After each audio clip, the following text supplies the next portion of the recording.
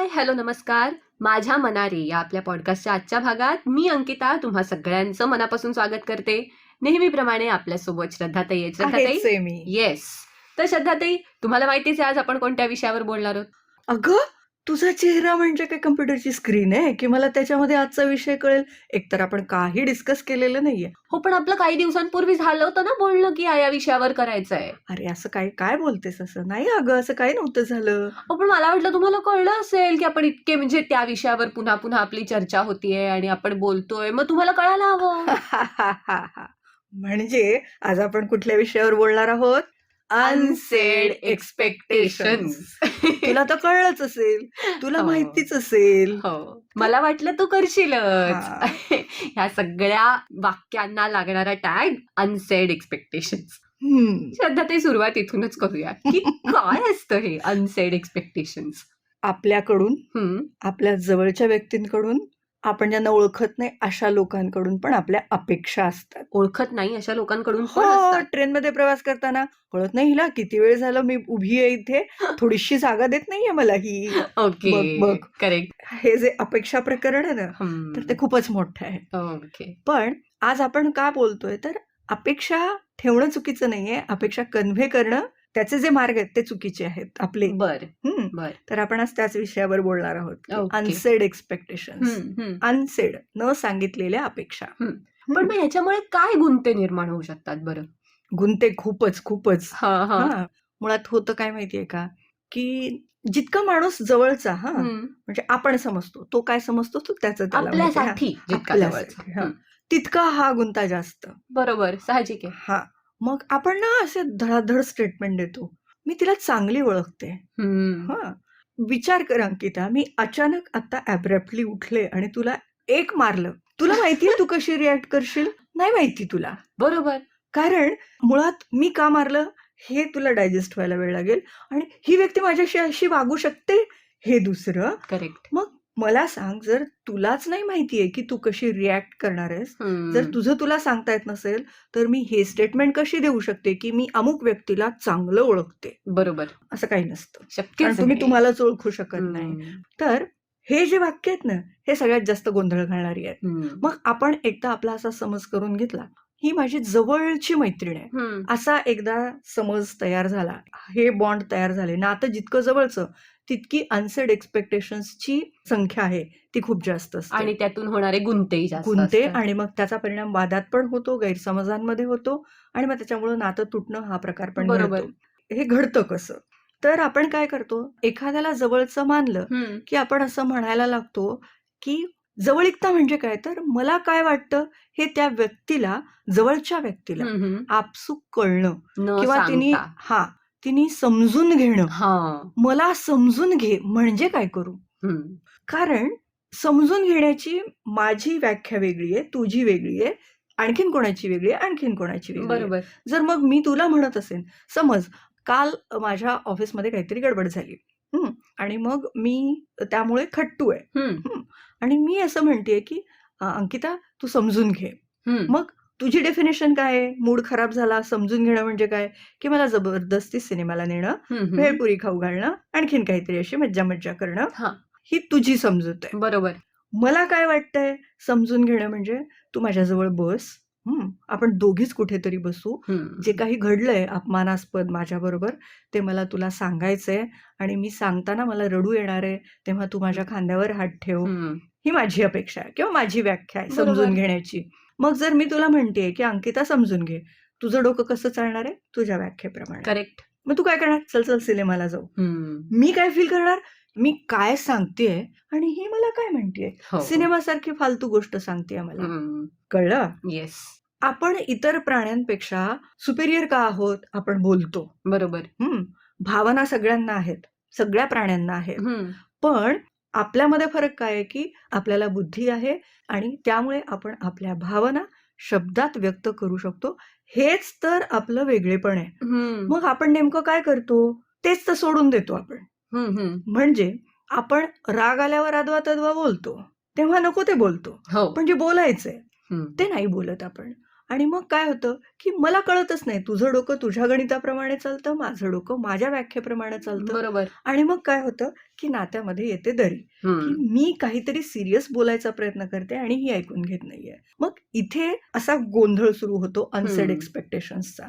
मग आता तू म्हणशील, की जर मग असं सांगितलं तर सरप्राईजच काय राहिलं? हो. मग आता सपोज माझा वाढदिवस आहे आणि मला असं वाटतंय, की तू यावेळेला माझा वाढदिवस असा सेलिब्रेट करावा. तर मग मी काय करावं, की वाढदिवसाच्या आधी काही दिवस मी तुझ्याशी गप्पा मारता मारता तुला हिंट द्याव्यात, की ना मला यावर्षी असं काहीतरी असावं असं मला वाटतंय. बरोबर? बरोबर. ते तू कॅच करतेच आहेस, कारण तुझ्याही डोक्यात आहे, की येतोय माझा वाढदिवस येतोय काही दिवसांनी. तू ते लक्षात ठेवणार डेफिनेटली आणि मग तू पण ते करणार. मग बघ इथे दोघी पण आनंदी.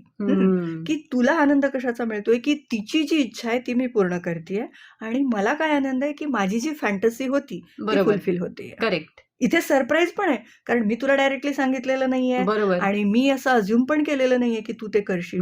मग हे किती छान आहे, की 2 महिन्यापूर्वी सांगितलेलं तू लक्षात ठेवलंय, म्हणजे तुझ्या मेंदूत माझी जागा किती जास्त आहे. करेक्ट.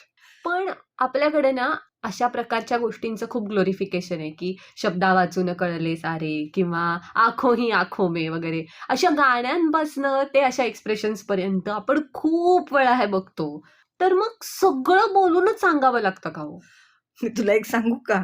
आपल्याला हे प्रकार शिकवण्यात ना सगळ्यात मोठा अपराधी कोण आहे? तर आपले कवी, आपले सिनेमे. हो. म्हणजे एका हिरोईनच्या डोळ्यांवर कॅमेरा, मग हिरोच्या डोळ्यांवर कॅमेरा आणि मग त्यांना एकमेकांच्या मनातलं कळतं. हे आपण बघत वाढलोय, त्यामुळे कुठेतरी आपली ही फॅन्टसी असतेच की असं कळावं, किमान आपल्या जवळच्या लोकांना कळावं. ही अपेक्षा चुकीची नाहीये ना? पूर्ण चुकीची आहे असंही नाही आणि पूर्ण बरोबर आहे असंही नाही. ओके. जेव्हा 2 माणसं कुठल्याही नात्याने एकत्र येतात, मैत्रीचं नातं असू दे किंवा आपण जी रक्ताची नाती कुठलीही हो, नाती, हो. ती 2 माणसं एकमेकांशी संवाद साधत असतील मोकळेपणाने, तर सुरुवातीच्या काही दिवसांमध्ये लोकांना साधारण एकमेकांचा अंदाज येतो.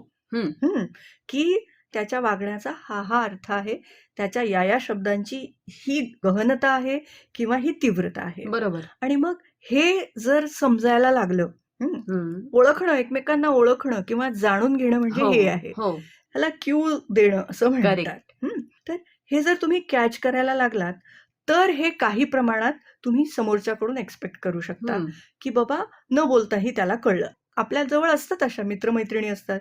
आपली आई, आपल्या आईला कळतं. कसं कळतं? तर सुरुवातीचे काही महिने आपण निर्विकार असतो. आपल्या चेहऱ्यावर कसल्याही फिलिंग्स, भावना काही दिसत नसतात. तर तिथून तिने आपल्याला बघितलंय.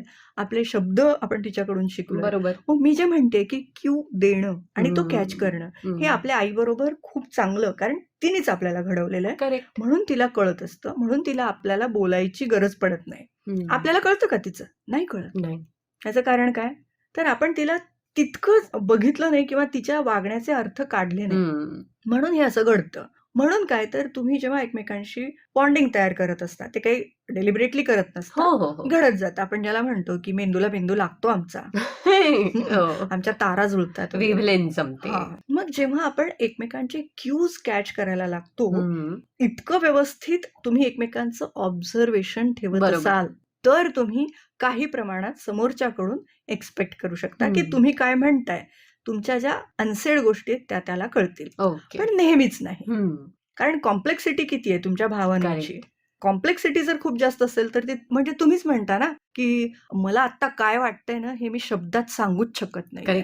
जर तुम्हाला कळत नाहीये, कॉम्प्लेक्स झालंय ते सगळं. म्हणजे एकाच वेळेला खूप सारे भावनेचे शेड आहेत, खूप साऱ्या छटा आहेत आणि त्या तुम्हाला जर शब्दात बांधता येत नसेल तर तुम्ही समोरच्याकडून त्या अपेक्षा ठेवू नये. जे तू म्हणतेस, की बोलूनच दाखवायला हवं का?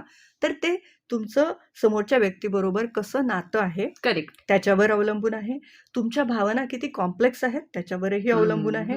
आणि यात हे नाही विसरायला हवं, की तुम्ही ज्या मूडमध्ये आहात, जरुरी नाहीये की तुम्ही ज्याच्याबरोबर हा बॉन्ड शेअर करताय त्याची मनस्थिती तीच आहे. ॲब्सोल्युटली.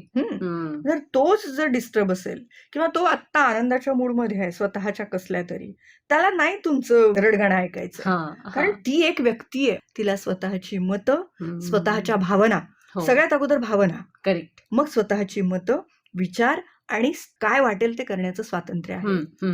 जर तुम्ही ही गोष्ट लक्षात घेतली ना, तर मग तुमचं बॉन्डिंग होणं आणि झालेलं असेल तर ते आणखी दृढ होणं हम्म. खूप सोपं आहे. पण म्हणजे या सगळ्याचा क्रक्स हा आहे इव्हन अनसेड एक्सपेक्टेशनशी डील करण्याचा सुद्धा, हं. की बोललं पाहिजे. हो, कारण ओके. मला हम्म. काय वाटतंय हे जर कोणाला तरी सांगायचं तर ते तर बोललंच पाहिजे. बरोबर. बोलतच राहिलं पाहिजे. येस. म्हणजे मग त्या अनसेड एक्सपेक्टेशन्स राहणार नाहीत. हां, तुम्हाला रागात येण्याचा हक्क कधी आहे? सेड एक्सपेक्टेशन आहे आणि तुम्ही बोलून दाखवताय आणि मग तो समोरचा समजून घेत नाहीये. बरोबर. मग तुम्हाला पूर्ण अधिकार आहे त्याच्यावर चिडण्याचा. मग तुम्हाला जसं रिॲक्ट करायचंय तसं हो. तुम्ही ते करू शकता. मला वाटतं आजच्या भागाला खरं तर समिंग अपची काही गरज नाहीये, कारण ऑलरेडी आपण केलेलं आहे. एक्झॅक्टली. त्यामुळे आपल्या आधीच्या सगळ्या एंडिंग्स मध्ये हे एक ऍड करूया, की बोलत राहा. आणि आमच्या पॉडकास्टला, आमच्या चॅनलला सबस्क्राईब करा, शेअर करा, लाईक करा, कमेंट करा. तुमची मतं, तुमचे प्रॉब्लेम्स, तुमचे प्रवास आमच्यापर्यंत पोहोचवत राहा. आम्ही ते ऐकायला, समजून घ्यायला, त्यातून शिकायला खूप उत्सुक आहोत. आणि आजच्या भागात इथेच थांबूया. पुन्हा भेटू नव्या भागासोबत, नव्या विषयासोबत. तोपर्यंत ऐकत राहा माझ्या मनारे आणि बोलतही राहा माझ्या मनारे. येस. नमस्कार. नमस्कार.